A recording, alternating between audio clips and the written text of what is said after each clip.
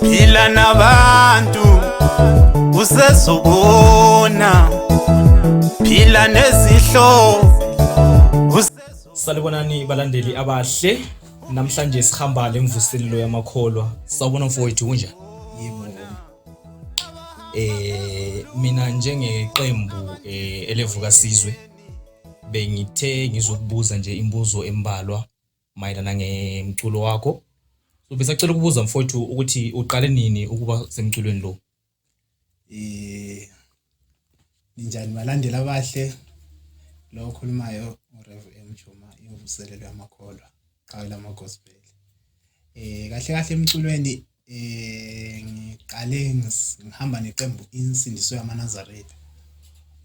Ubaba uJoel Maphosa osewadlula emhlabeni. Nguye umuntu engiqale naye, ngabambisana naye kwesikhathi nyana ngakothi sengivula iqembu lemvuselelo yamakholwa. 2008 emvali. Okay, ngiyabonga kakhulu ukuzwa lokho mfowethu. Ngiyabonga kakhulu mfowethu. So njengemvuselelo yamakholwa, ungabe usunama album amangaki ufika lo mnyaka ka 2023? Futhi ama-album esesinawo sukela lapho esaqala khona angu-17. Angezi kwabala wonke. Ngizowabala nala azofika. Kodwa i-album yokuqala ngithi siyabathandazela. Kulandela i-album ethi banika ithemba baba. Kulandela i-album ethi ngikhulula umoya wami. Kulandela i-album ethi bahlupha umoya wami. Kulandela i-album ethi asithandazeni intombi zemvuselelo. Kuyi-album ethi impilo inesikhathi sayo. Kuyi-album ethi wakhathazeka umoya wami, kuno disc 1 kuno disc 2. Nazo zaphuma iminyaka ehlukileyo futhi. Kuyi-album engiyenze imvuselelo noThawulo Skuza. Bese kuyi-album ethi le ndaba inzima. Kuze i-album ethi siphila ngemthandazo. Kuyi-album ethi esandleni somusa. Kube sokuya i-album ethi indodana kaDavida engiyenze no DJ SLY no Abigail Mabuza. Bese kuyi-album ethi abafanelwe izulu. Kuze i-album ethi sibheke inkosi. Mbona ngathi sengiwakhawunte wonke ngu-17.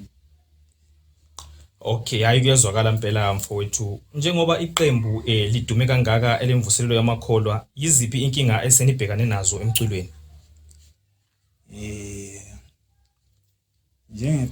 Iqembu lingaba likhulu kodwa njengoba usitsho ukuthi sihlangana naziphi inkinga, ziningi inkinga esihlangabezana nazo. Mbona ngathi yebo uxhaso lusakhona kubantu but alukafinyeleli lapho esifisa khona. Mangithi alukafinyeleli lapho esifisa khona, asikafani nama-artist amakhulu awalana indlela ayamukeleke ngakhona kubantu. Nyabe ngi-artist elikhulu lapho engibuya khona, ngithi for ezweni lakithi, kodwa ezingeni kuyakumele ngibe kulo ngingakafiki khona. Okay, hayi kuyezwakala impela mfowethu. Okunye engingakubuza ukuthi ama-CD awaseko kumarket. Ngakho iphi enye indlela elimarketa ngayo emculweni? Ama-CDs wona kumarket asephuma impela. Ngoba sokunama-USBs lezinto ze-internet. Imvuselelo yamakholwa ikhona lapha ku-internet. Ungacheka i-YouTube channel ethi imvuselelo yamakholwa. Iyo i-channel ya esiyisebenzisayo. Kubo Spotify uyasithola. Sikhona ku-internet kuma-digital stores. Okay, hayi kuyezwakala impela ikakhulu mfowethu. Kodwa ke kunye bengikubuza ukuthi uxhaso lunjani khona kubalandeli. Uxhaso lona njengoba ngishilo ukuthi lusasilela for mangibhekile njengomculi waseZimbabwe alukafinyeleli ezingeni lami lapho engifisa ukuba khona because uzothola umuntu ethi hayi mfowethu ngiyakusupport music wakho ngine MP3 yakho yena maybe yabe ngakwazi ukuthi iMP3 mayithi neMP3 usuke supporte usupporte mina kumbe usupporte umuntu oyenza ipiracy. So ngibona ngathi abantu ngathi ama-fans amanye akaku-understand ukuthi mawuthi uxhasa umuntu umxhasa kuphi, uthenga ku-piracy kumbe uyasenda ingoma ku-WhatsApp. Njengamanje kunalento leyo usenda ingoma ku-WhatsApp, album uyayikhipha manje uyayidayisela umuntu umthengisela yena uyayiload efonini, ngena kuma-groups uyasenda ingoma kuma-groups. Hayi ngiyabona phela mfowethu kunzima kakhulu. Okunye esengicela ukukubuza ukuthi baningi abaculi abaqhashwayo esibabonayo emcimbini beperforma, kodwa angikaze ngibone umculi wegospel obizelwa imicimbi mhlawumbe ngingathi sengake ngimbone eperforma ulive. Kungabe kubangelwa yini futhi lokho? Leyo ngathi ikanje, hayi ukuthi igospel ayiqhashwa. Mina ngombono wami igospel isuke iwiswe ngabanye abantu ngoba igospel esicula isezingeni elihle kakhulu. If igospel ingekho lesiculayo ingekho ezingeni ngaba idlala indawo eziningi. Ungabheka abantu beyongcwaba badlala yona, uma groups ezifo basenda ingoma, ama-video nala ama-short clip basenda ingoma zegospel. Yonke into umuntu ayenzayo uqala ngoNkulunkulu. Ngize ngithi maybe abantu ababefuna abaculi mhlawumbe kusuke kufike abantu abayamele bemema bethatha ama-artist ukuba nezo performa, maybe kuyabe kufikele imlayezo uyabe ufikele emuntwini orong. Mangithe emuntwini orong ngathi umuntu oyabe, for example mina kuthiwe angifuna ama-artist ngizozikhethela awami engiyabe vele ngiwadinga. Mangathi khona hayi ngifuna uSibani sengakutshela ngenye indlela ukuthi hayi ubani ukanje, maybe kuyabe kusiya ngokuthi maybe angimthandi, hayi ukuthi igospel ayiqhashwa because sinokuthola ama-calls sisiya performa kwezinye indawo. Leyo call iyabe iqondane, iyabe umuntu wakhona benenhlanhla ngokuthi uhle wathola mina straight ukuthi mfowethu ngiyakudinga, ngifuna uyengenzela kanje. Yikho lapho kusuke siyoperforma khona. I think khona lapho yikho kusamele kulungisiswe khona ukuthi igospel abantu abangayivaleli phandle. Umculo ohloniphekayo kakhulu, njalo umculo oduduzayo kuzo zonke indawo, ngabala ngithi iZimbabwe yonke ayikho igospel yesindebeleni edlalwa njengegospel lesiyenza. Indawo zonke iyadlalwa. Radio uzoyithola idlala, Radio Zimbabwe uzoyithola idlala eyisiteshi esikhulu eZimbabwe. So iyabivalile kanjani ukuthi emcimbini ibe khona ngoba imicimbi eyenziwayo imicimbi ihlukile.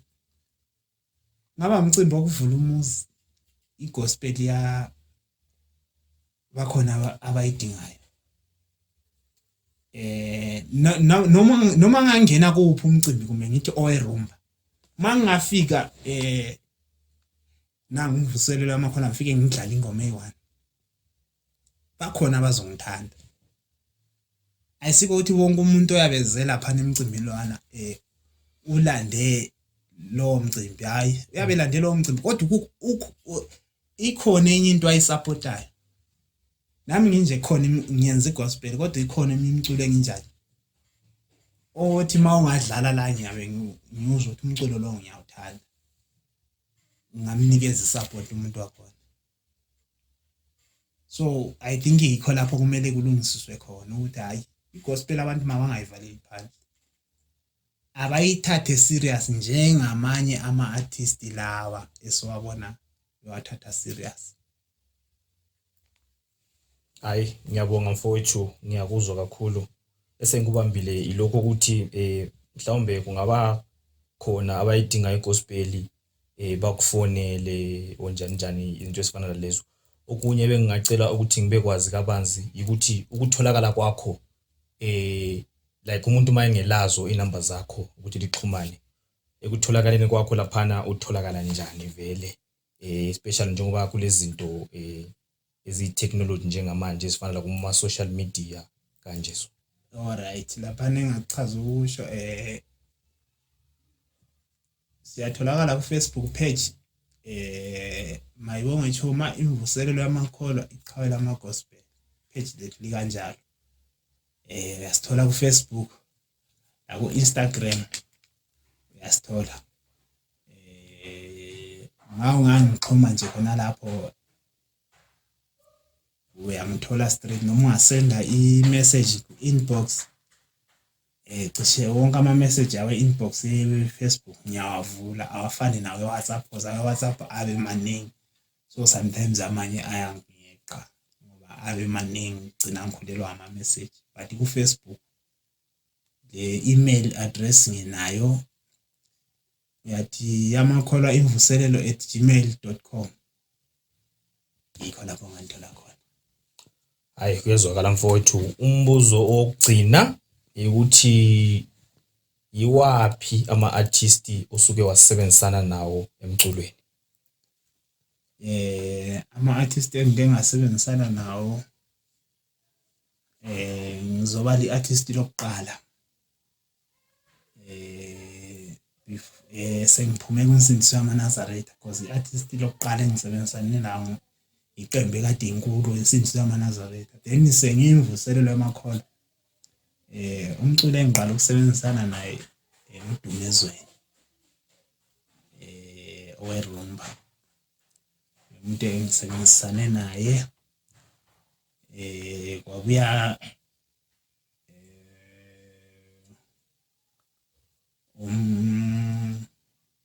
Mlambos Express uSamangwe ngisebenzisane naye.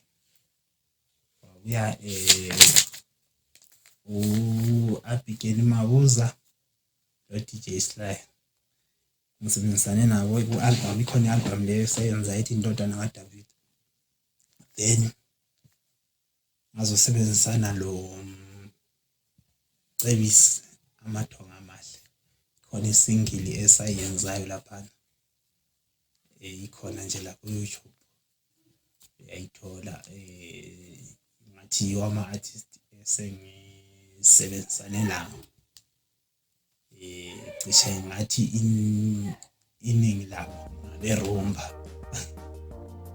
yibo esengisebenzisane nawo mangathi emsebenzini eyaziwayo impela esihambile nabantu yibo abaculi engibabalayo. Hayi siyabonga mfowethu okwanamhlanje kuphelela lapha saphinda sibe sixhumane futhi. Hayi ngiyangifuna ngobalandela ukuthi hayi sizobuya futhi njengomfowethu esisho part 2 sichazela futhi. Nisale kahle balandela abahle esilithanda kakhulu ngendlela eyisimangaliso okhulumayo ngumfana womkhalanga ufika abanyakaze isoka lakwaJiyane. Siyabonga. Ndodana we ndodana